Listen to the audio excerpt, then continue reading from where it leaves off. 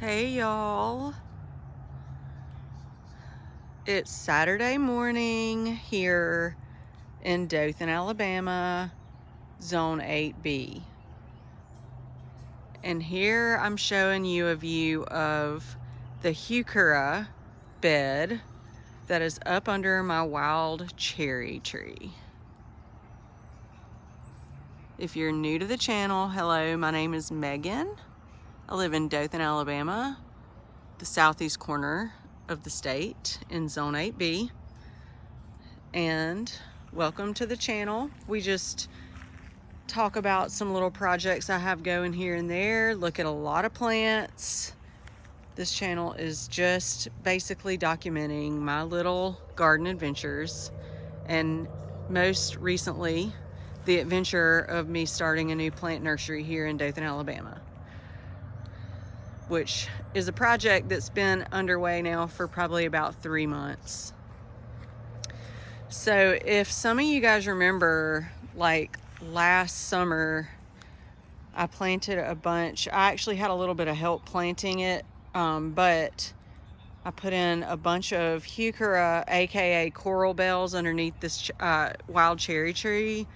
And Heuchera is like a wonderful, wonderful low-growing mounding plant.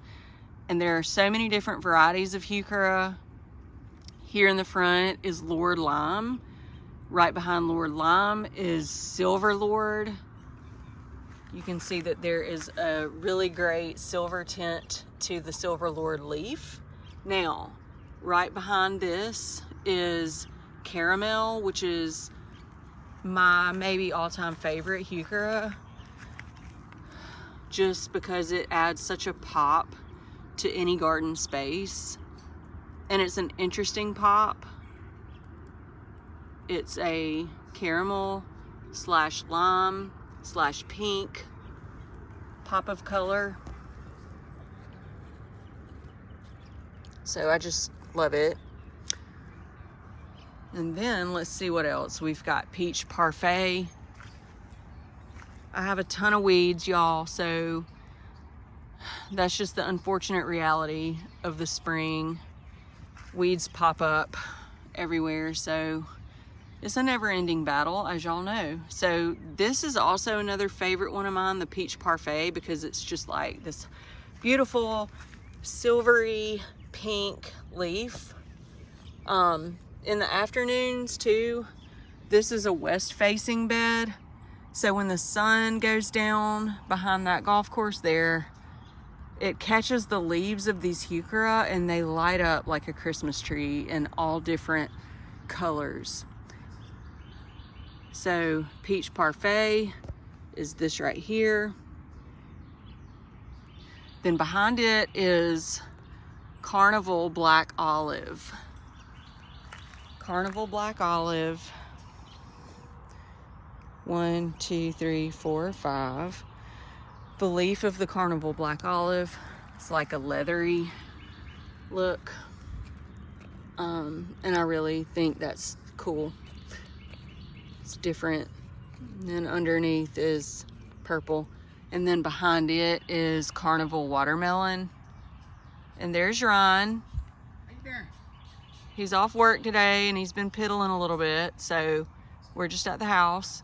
So this is a Carnival Watermelon. And then there's a couple more added in varieties that I don't quite know 100% what they are. That one, and then that looks like another Silver Lord. And then here we've got 3 oak leaf hydrangeas that are putting on blooms.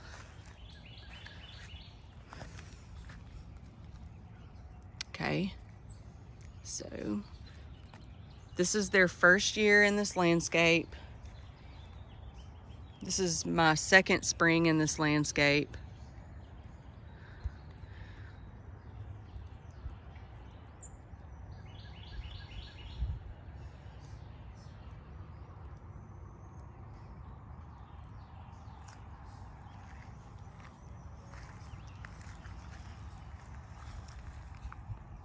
There's a little mass of arbor vitae ferns, which are great ground cover for shady areas. It is an arbor vitae fern. Okay, and then I have my little Japanese maple tree.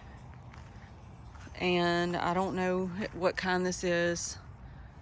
It's just a green leaf Japanese maple that I bought out at a local nursery a while back. And then we have some young Fatsia, 2 of them, here and here. Fatsia are gonna get pretty big. These are variegated, and that is a huge weed right here.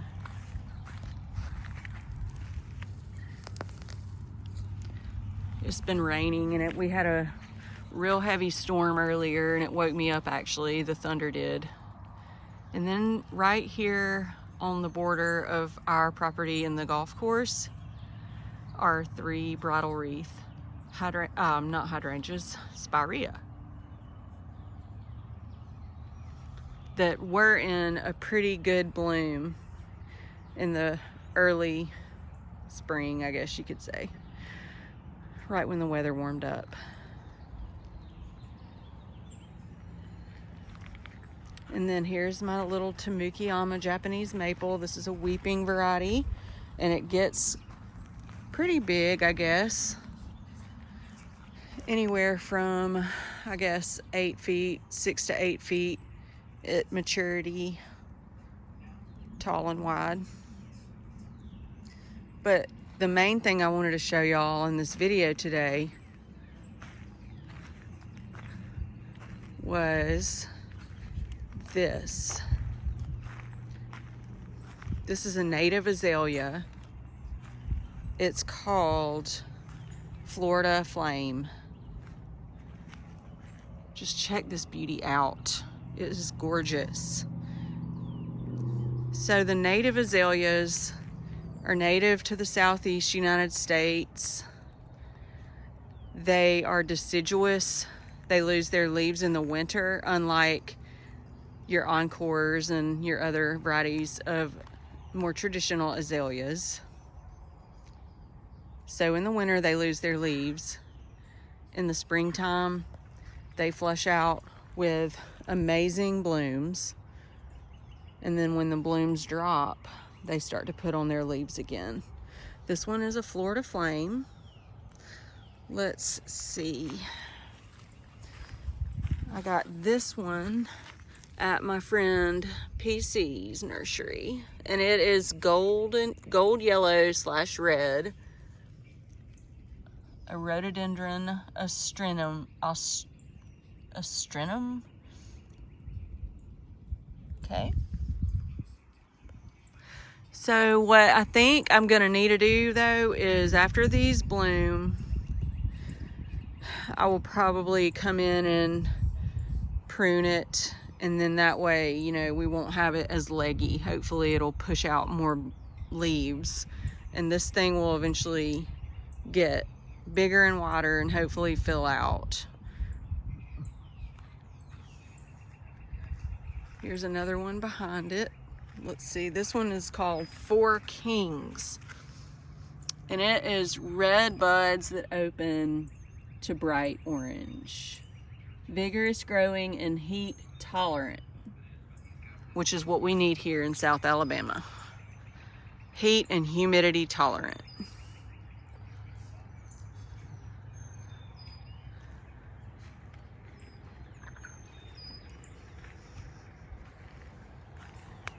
This is another one. It is called Magenta Rose Flame, and if you could have seen it a couple of weeks ago, y'all, it was amazing. Now it's sort of past its prime, but still pretty. So they all kind of, this is my first experience with native azaleas, so I just am learning some about them. They come out and bloom at different times depending on the variety, I've learned. They grow in different sizes. They come in many different colors. So what I'm gonna do now is walk y'all down to the other side of the garden and show y'all another one.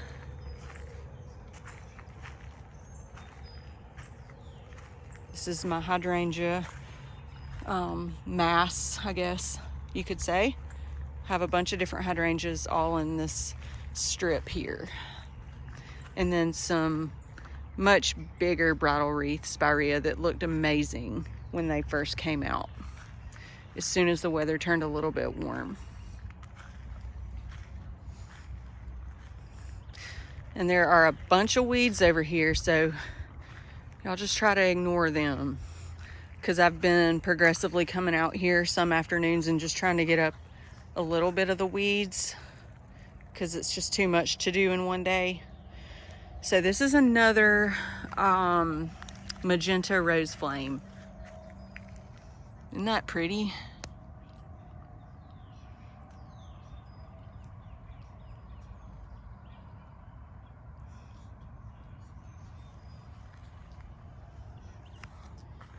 This one here is just now starting to open up, and it is called the Andrew J. Boyke.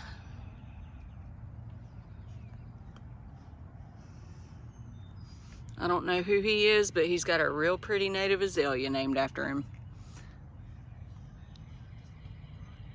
I'm sure he's the one who cultivated it or whatever.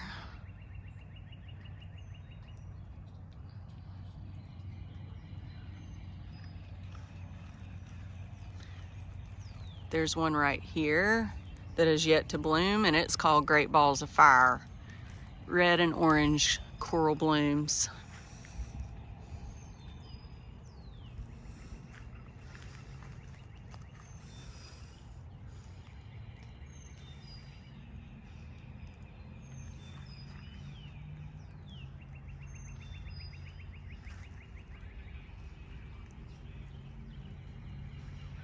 Japanese magnolia tree.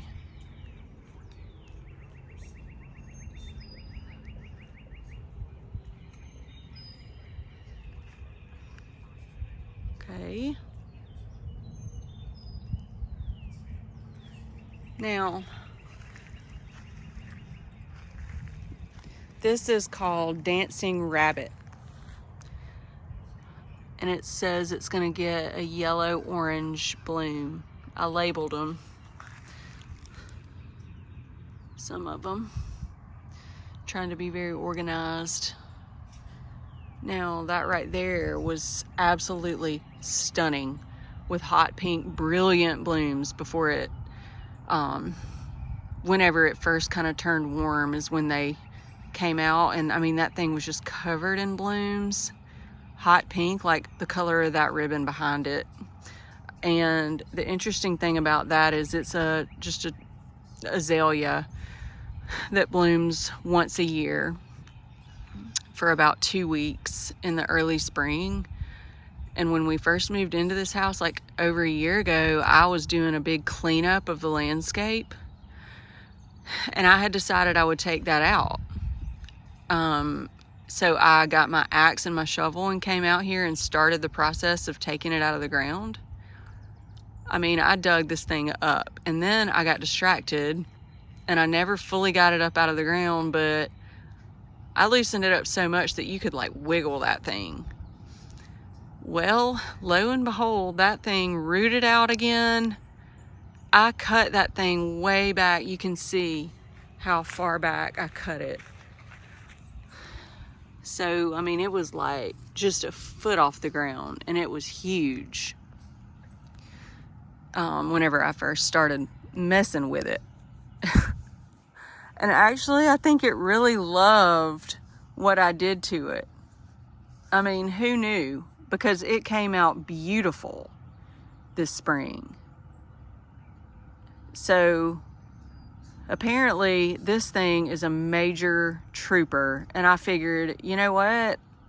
He has like earned his spot in my landscape. So it stays.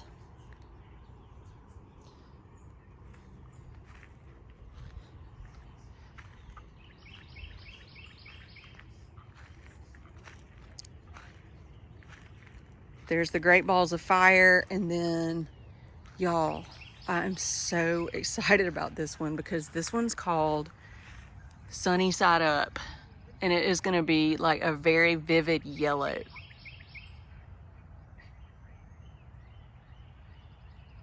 And it's just now starting. You see? You can tell it's gonna be a bright yellow.